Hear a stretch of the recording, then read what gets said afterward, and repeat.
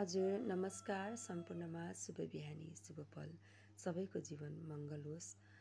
शुभ मङ्गलको कामनाको भाव सँगसँगै मेरा केही शब्दहरू यहाँहरूमाझ राख्ने म चेष्टा गर्दैछु र यहाँहरूले सुनिसके पछाडि मेरा यी शब्दहरू के कस्तो छन् भन्ने कुराहरू यहाँलाई जस्तो लाग्छ त्यस्तै प्रतिक्रियाहरू दिनुभयो भनेदेखि आगामी दिनमा मैले सिर्जना गर्ने मेरो सिर्जनामा केही परिष्कृत केही परिमार्जित गर्न सक्छु भन्ने शुभ भावका साथ म यही शुभ बिहानीमा यही शुभ पलमा मेरो केही शब्दहरू यहाँहरूमाझ प्रस्तुत गर्दैछु। मेरो यो भावको शीर्षक रहेको छ यात्रा।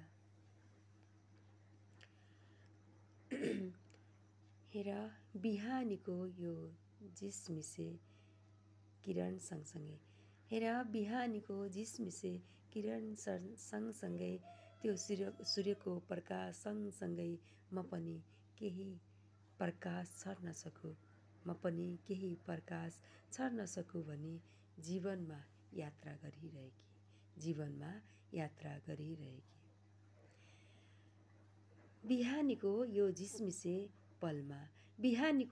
झिसमिसे पलमा भालेको डाक सँगसँगै चरीको चिरबिर सँगसँगै उघारिएका मेरा नयनहरू तिमीलाई पछ्याइरहन्छ।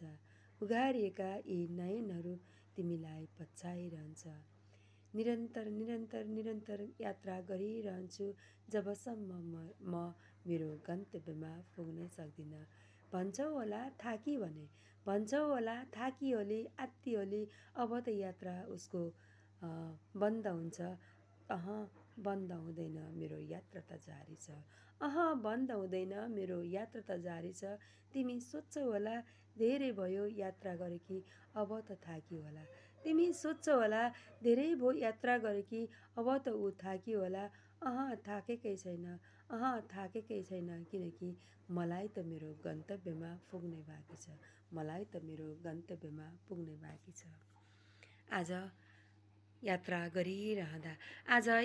गरिरहँदा मेरो पाइतालामा ठेस लागिरहँदा म रोकेको छैन मेरा यी पाइलाहरू किनकि मेरो यात्रा त जारी छ। जबसम्म म पुग्न सक्दिनँ मेरो गन्तव्यमा मेरा यी यात्रा निरन्तर गरिरहनेछु। तिमीलाई लाग्छ होला थकान भयो कति भनी म